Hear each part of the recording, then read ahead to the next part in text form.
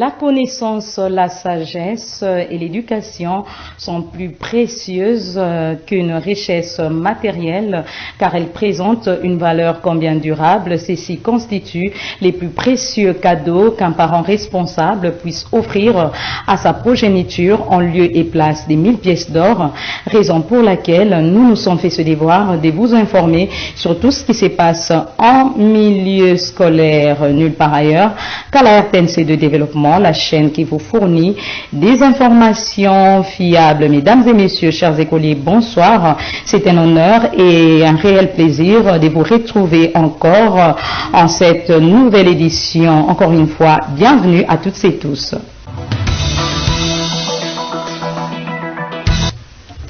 À l'occasion de la journée internationale de l'éducation célébrée chaque 24 janvier, le journal scolaire avait effectué une descente dans différentes écoles. Cette activité a été organisée afin de sensibiliser les élèves à la problématique de la violence basée sur le genre en milieu scolaire. Reportage. Dans le cadre du développement social, les Nations Unies accordent une place privilégiée, voire prépondérante à l'éducation. Au fil des décennies, d'immenses progrès ont été accomplis dans ces secteurs respectifs. Et même, une journée entière de l'année y est dédiée. L'Organisation des Nations Unies pour l'éducation, la science et la culture, UNESCO en sigle, est la principale organisation dans les secteurs de l'éducation.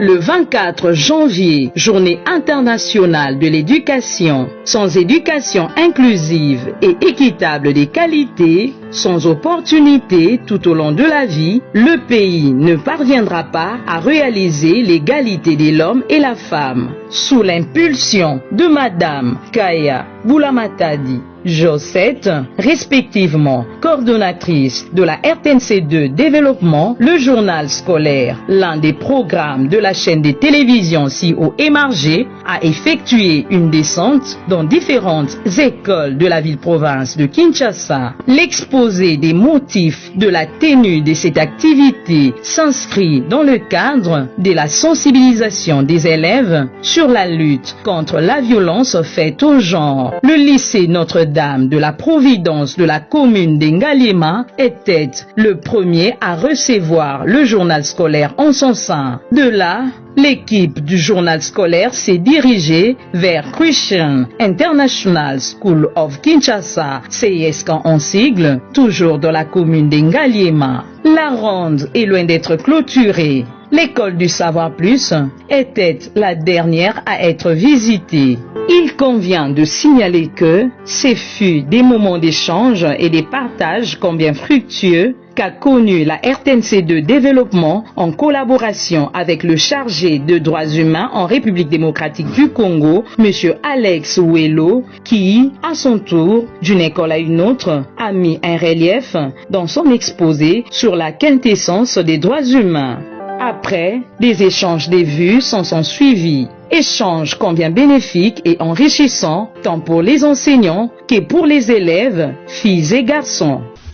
La journée internationale de l'éducation, parlons-en avec les promoteurs du collège Révérend Gédéon, M. Tokombe Anignola François, qui a partagé ses impressions concernant l'importance de la célébration de cette journée et a fait des recommandations au ministre de l'Enseignement afin de poursuivre avec des réformes en cours quant à la prolifération des écoles dans la ville-province de Kinshasa. Il est au micro de Jean-Pierre Lens. Journée internationale de l'éducation, vraiment c'est une journée très importante dans le monde et dans notre pays, la République démocratique du Congo. Non sans raison qu'on célèbre cette journée parce que l'éducation est le socle de tout développement dans le pays. À plus forte raison dans notre pays, ici la République démocratique du Congo, qui est un pays en développement.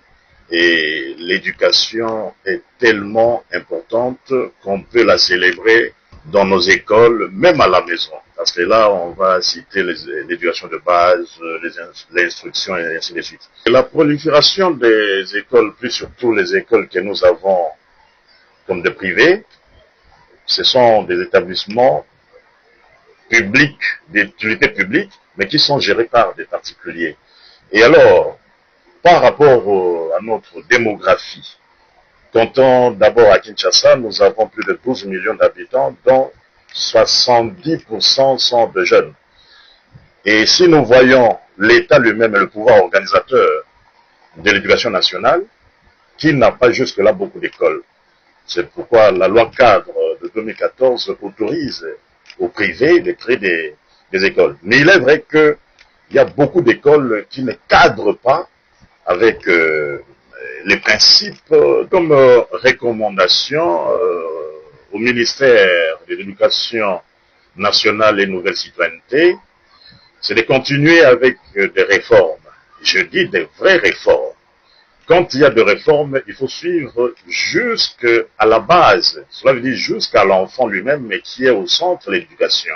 Dans le cadre des activités liées à la célébration de la Journée internationale de l'éducation, le journal scolaire s'est rendu dans la commune de Maluku, plus particulièrement à l'école primaire d'Yangenda, pour les constats des conditions dans lesquelles les élèves apprennent. Reportage. Dans cet exemple, la compréhension de l'élève est favorisée lorsque les conditions d'apprentissage sont adaptées et favorables, ce qui n'est pas le cas pour l'école primaire d'Yangenda. Nous sommes dans l'une des communes urbano-rurales de la ville-province de Kinshasa, à Maluku, au numéro 23 de l'avenue Montagne, quartier Monaco. Créé en 2003, réhabilité par World Vision en 2016, voici à ce jour, près des 8 ans révolus, l'épée d'Yangenda nécessite une prise en charge urgente. Ces infrastructures, dans un état de délabrement très avancé, pas d'installation sanitaire, les murs, des salles de classe très sales, les pavements en mauvais état et présentent des trous presque partout. Un environnement très sale, les pupitres cassés et en mauvais état, les fils électriques dénudés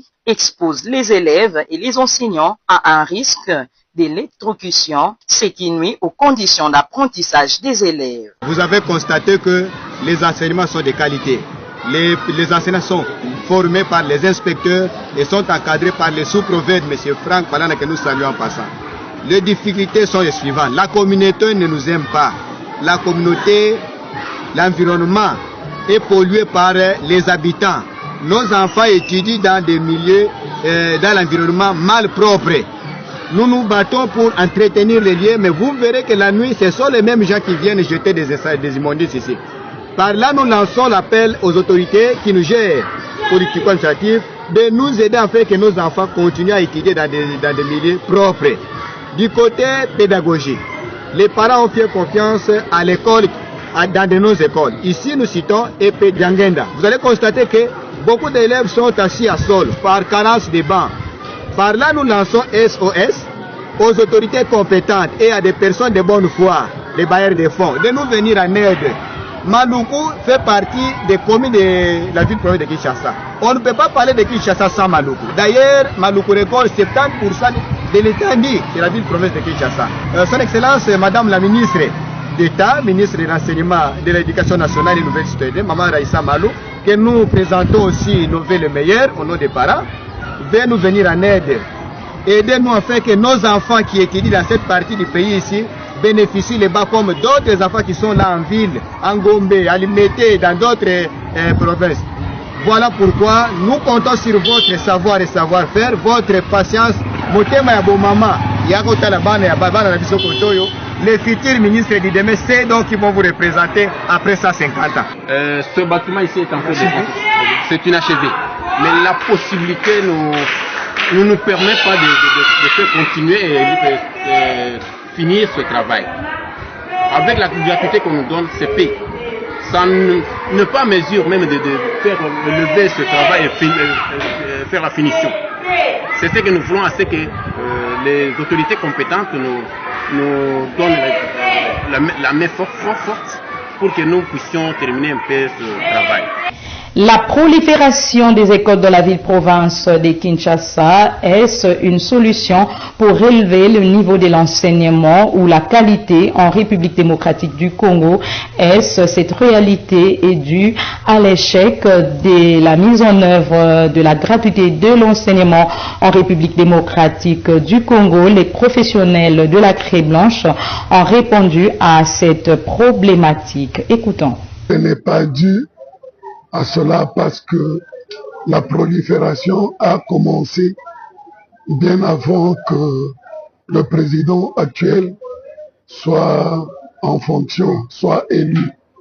La prolifération avait déjà existé. Du fait de ce que l'État n'avait pas dès a priori lui-même pris en compte les secteurs de l'enseignement.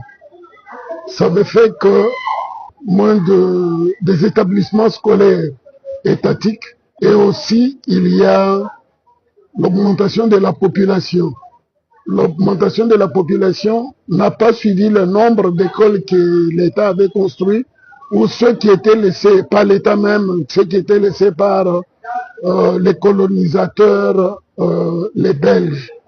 Alors, il fallait suppléer à cela. C'est comme ça que les gens se sont lancés dans les marchés de la création des écoles. Les éducatrices secondes mères du complexe scolaire Les Oscars mettent en œuvre des méthodes pédagogiques recommandées afin de faciliter l'apprentissage des enfants, rendant ainsi l'enseignement ludique par l'animation d'ensemble avant les activités intellectuelles prévues à l'ordre du jour dans les salles des classes.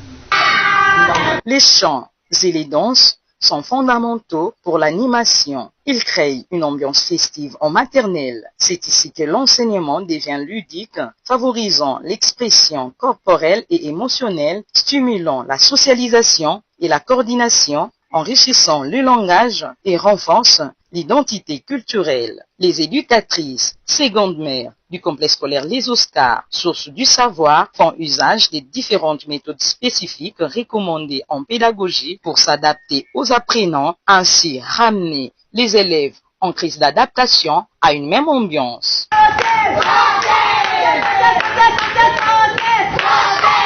Dès que nous sommes là, les enfants ne viennent pas ici seulement pour jouer. Nous étudions aussi, nous respectons le calendrier scolaire qui est bien établi. Donc, nous apprenons aux enfants à écrire, à compter, à chanter.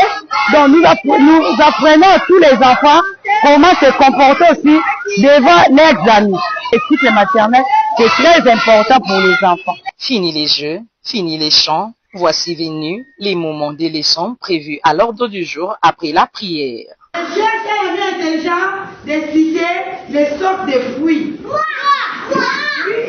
Oui, Léma, tu peux expliquer les sortes de fruits?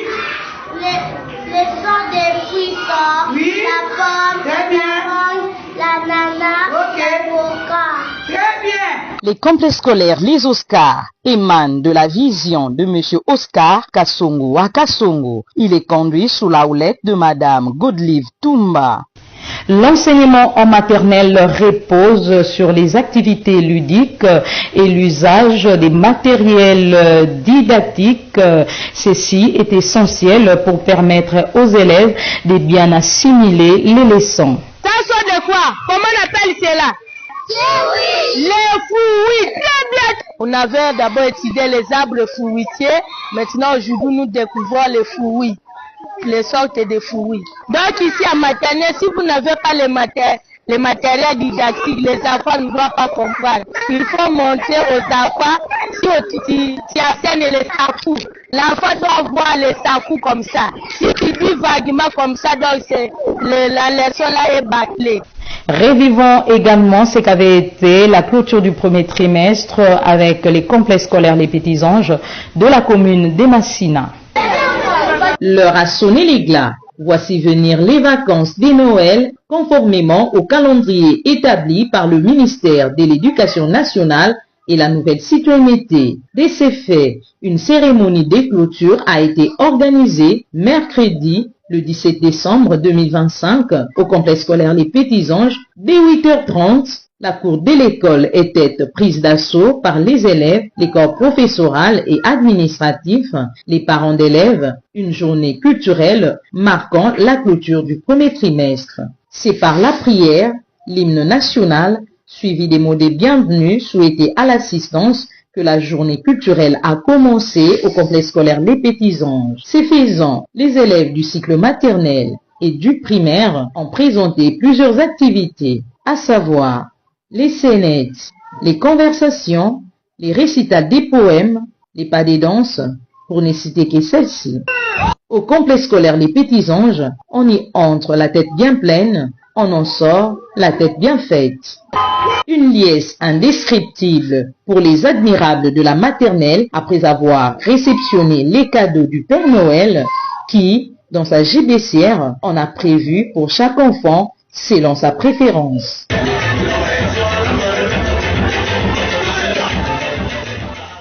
C'est par cet élément que nous mettons terme à cette édition du journal scolaire. À toutes et à tous, merci de l'avoir suivi. Au revoir et bonsoir chez vous.